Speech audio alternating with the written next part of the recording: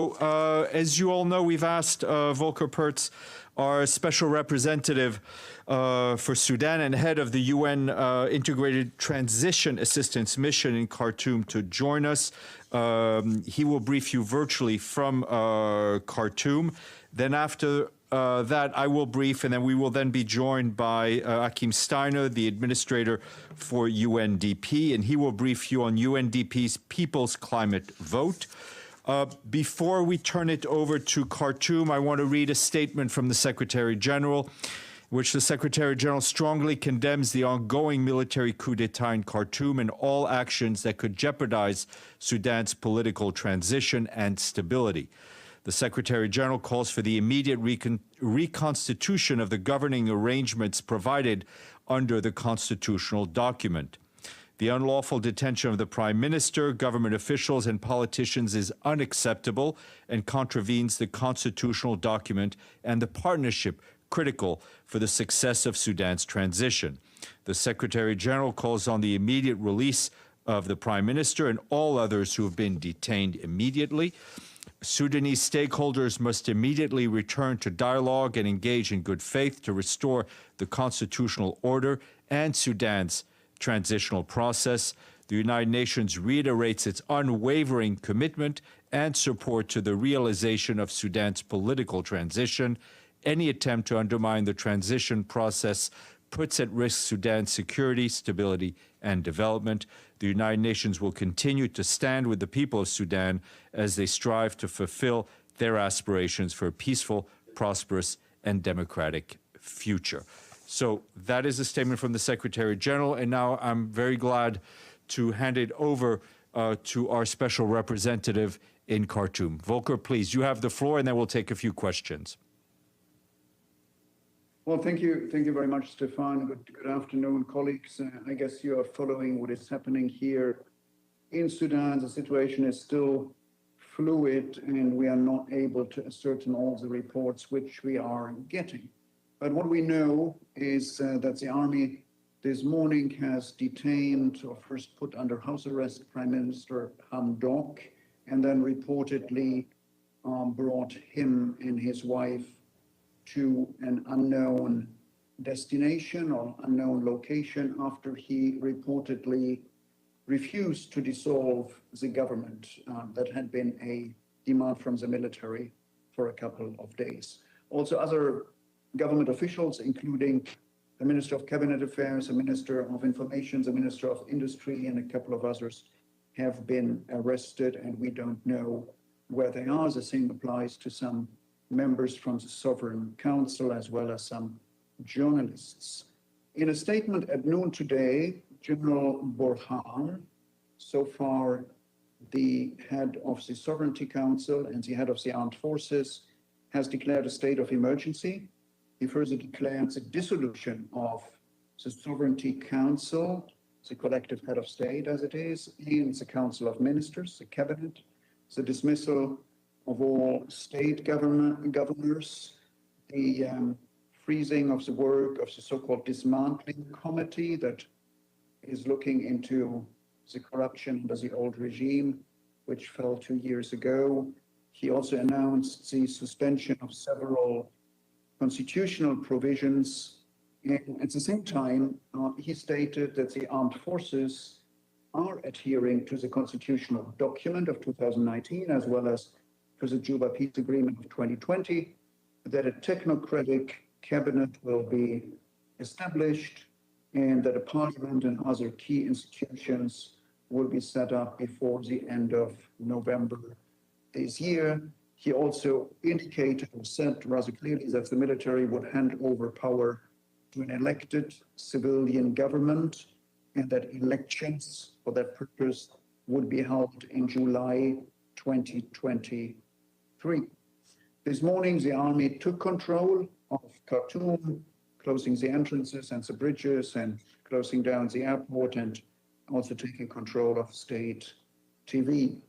Then quite a number of Sudanese parties and unions came out condemning the coup, asking people to take to the streets, and indeed thousands, as to our estimates, have been protesting in Khartoum as well as all over the cities of the country, condemning the action of the military and demanding a return to civilian government.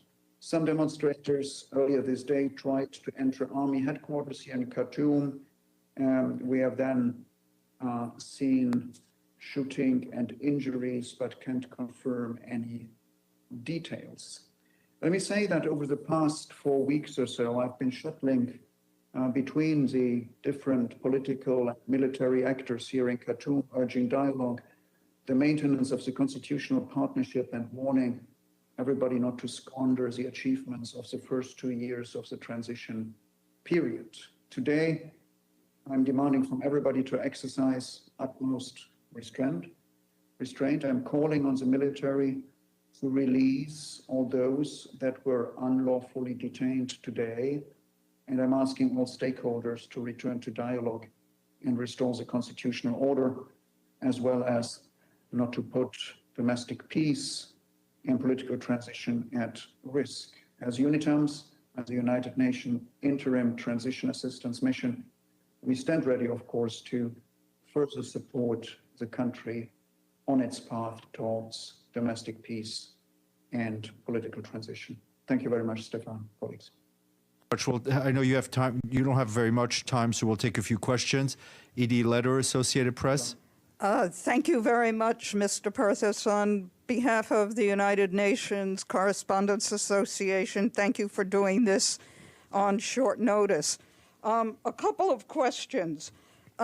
First, how involved was the UN with the U.S. envoy Jeffrey Feltman in actually trying to get the military to back down from this coup? And secondly, what do you believe the implications will be for the economy, the humanitarian situation, and is there anything other than statements that you believe the international community can do to try and reverse the coup? Thank you. Stefan, should I go directly or do? Go ahead. Please go ahead. Please go ahead. Well, thank you. We have not been directly involved with the U.S. Special Envoy's efforts. He has had his meetings. We have had almost parallel meetings with the same stakeholders in the same couple of last days, very much trying to do the same, that is, telling everybody that a military coup would not serve the country well. At the same time, also urging some of the civilian or party political representatives that they need to accept dialogue formats that had been set up, had been established by Prime Minister Hamdok. But of course, the main thrust of our attempts to prevent the coup was with the military. As to the effects on the economy and the humanitarian situation, it is way too early to tell. Now, it is interesting that General Burhan today, as one of the reasons for the need, as he said, for the army to act, also cited the dire economic situation, which has been severely impacted in the last 4 weeks through the closure of the Port Sudan, and the main road leading from Port Sudan to Khartoum and the rest of the country. Now, we have heard today, and again, I cannot ascertain details, that the tribal leader, Nazar Tirik, who has been maintaining this closure of the port, has welcomed the coup in Khartoum and promised to lift the closure. So that might then immediately lead to some economic relief, humanitarian situation. It's more a long-term thing, and I don't think the international community will let up their humanitarian support to Sudan, which is indeed very, very necessary. Other means and statements?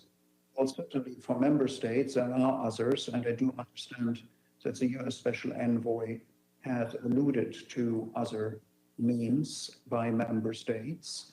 The United Nations is not a stick-wielding organization, as you know, but we can definitely, and also this is more than statements, try to and offer to mediate, to bring parties together, which will have to happen once things calm down. And of course, there are voices from both sides of the political spectrum who saying that the United Nations should have a role here in bringing parties together to one table and try to lay out the roadmap for what remains of, hopefully, a transitional period. Thank you, Steph. Thank you. My name is Ibtisam Azim from Al Arabi Al Jadid newspaper. So first, could you please give us an update, even if it's a short one, about the humanitarian situation in Sudan and in general? And then also, how worried are you that the situation could escalate to a civil war or even and if you could, have you been in contact with Mr. Burhan or any of the military personnel since the announcement? Can you move freely? Thank you. Well, a lot of questions. The humanitarian situation, as said, has not changed from yesterday to today. We have more than half of the population in Sudan that needs some form of humanitarian support, food aid, or others. And this, of course, will not immediately change into one direction or the other. We have had a deterioration, particularly in the east and in the west, that is Darfur. But also we are seeing shortages, have been seeing shortages of bread and other supply here in Khartoum since the closure of the port. So if the closure is lifted within the next day or two, we will see a bit of relief. I'm not restricted from traveling, but many streets are simply closed through demonstrations and roadblocks set up by the so-called resistance committees or other societal actors or simply angry youth on the street. So it is not advisable to move around. I have not, to answer your last question, I have not seen any of the military leaders today. I guess I will see them in the next couple of days. Today it is very, very difficult to reach anybody since internet and telephone lines are down. Just to follow up about the contact to the military, you said you didn't see anybody, but were you, as the UN, able to be in contact with the military leadership? And secondly, you described like the airport being seized and bridges. It seems to be a tight grip. As of now, do you think the coup has to be seen as successful?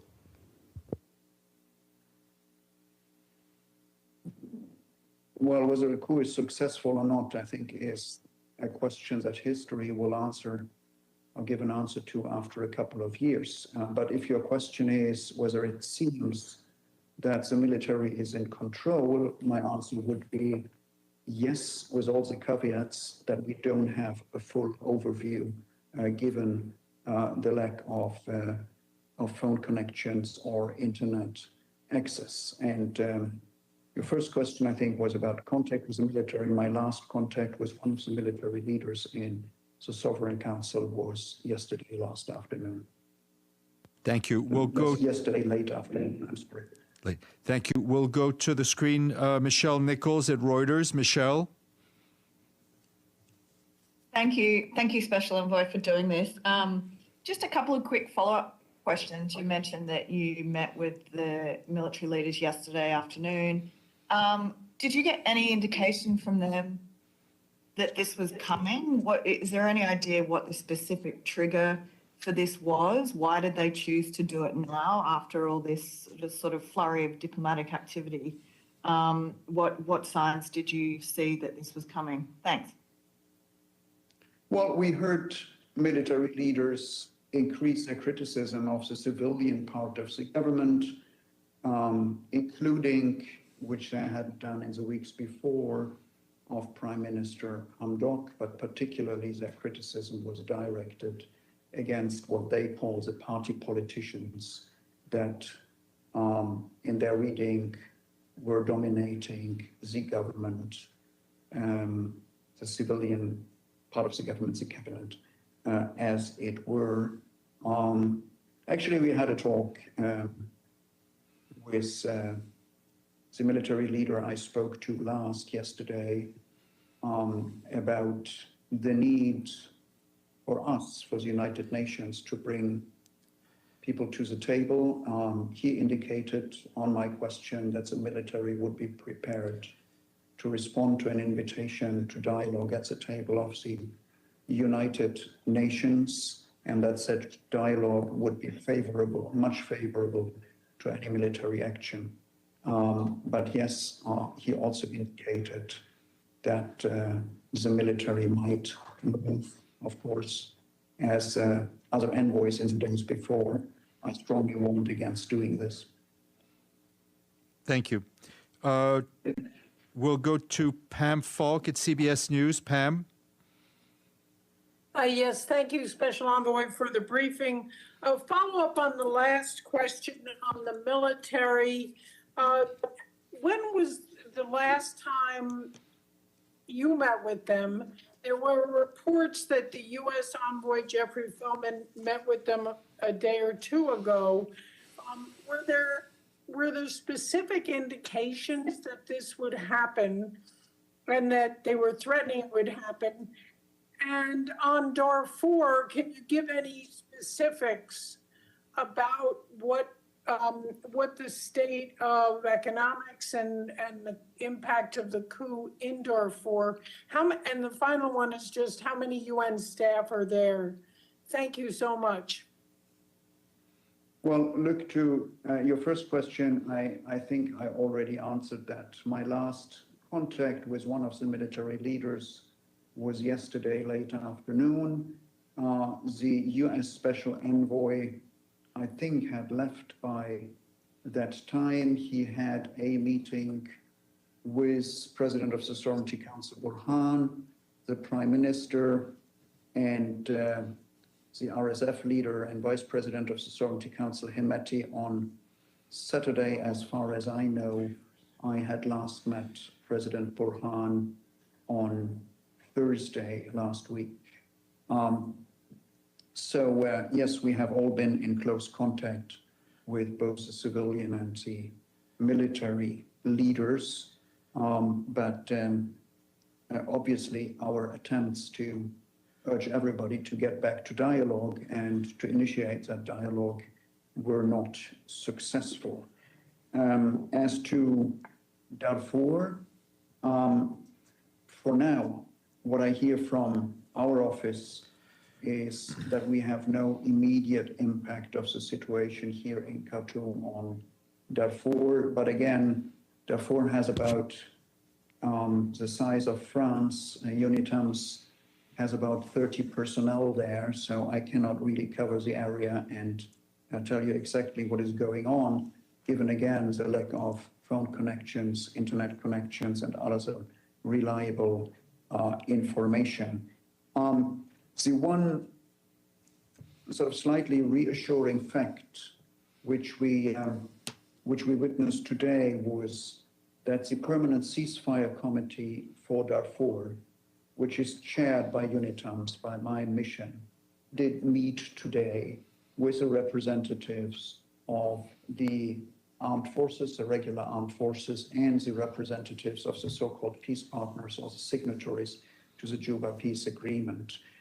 And of course, it is our interest to maintain business as usual in that ceasefire committee in order to stabilize or continue to stabilize the situation in Darfur to the extent that this is possible by maintaining such an institution.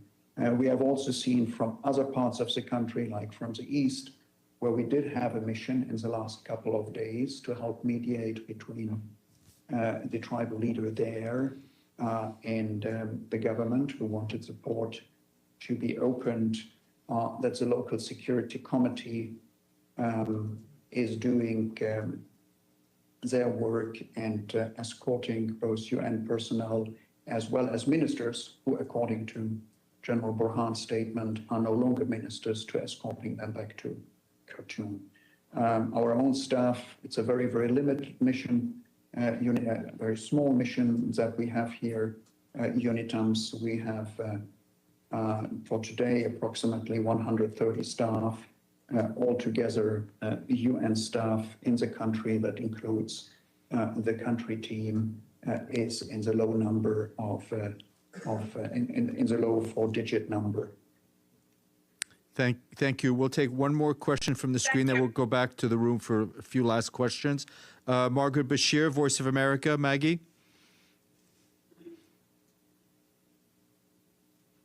Thank you for doing the briefing. Mr. Perthes, can you just address the security councils in the region? Could a visit by them do anything to help the situation at all? And I think you might have missed Ibtisam's question about the violence deteriorating. Are you concerned it could deteriorate to a civil war sort of situation, anyway, internal armed conflict, because the protesters are so adamant that they don't want this military coup to succeed? And do you have anything on curfews? Is there a curfew or anything going on? Are the streets calm now? I know it's evening there. If you could just give us a little color about how it is now from your perch. Thanks.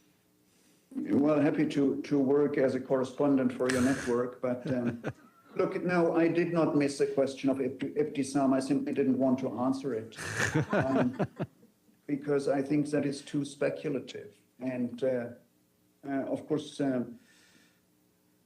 I leave the predictions about the future to those whose business that is, not mine. So my job and that of the United Nations and other diplomats is try to prevent exactly what Ibtisam was asking for in her question. So I would not predict anything in that direction and thereby sort of predetermine the circumstances under which I work. If I look out of the window, and indeed it is getting dark, we still have barricades burning, and we can hear occasional gunshots. So of course there is a risk that there would be more violence or more clashes when night falls, and there would be very, very little means for us to have any influence on that, aside from, as one of your colleagues asked earlier, aside from statements to exercise restraints. There was a third question you had, but this I probably really missed. It was not that I didn't want to. Did you answer on the Security Council there in the region? I'm not sure. Exactly. To be honest, the Security Council can always be of help if it is united. So I guess we will have a briefing to the Security Council tomorrow.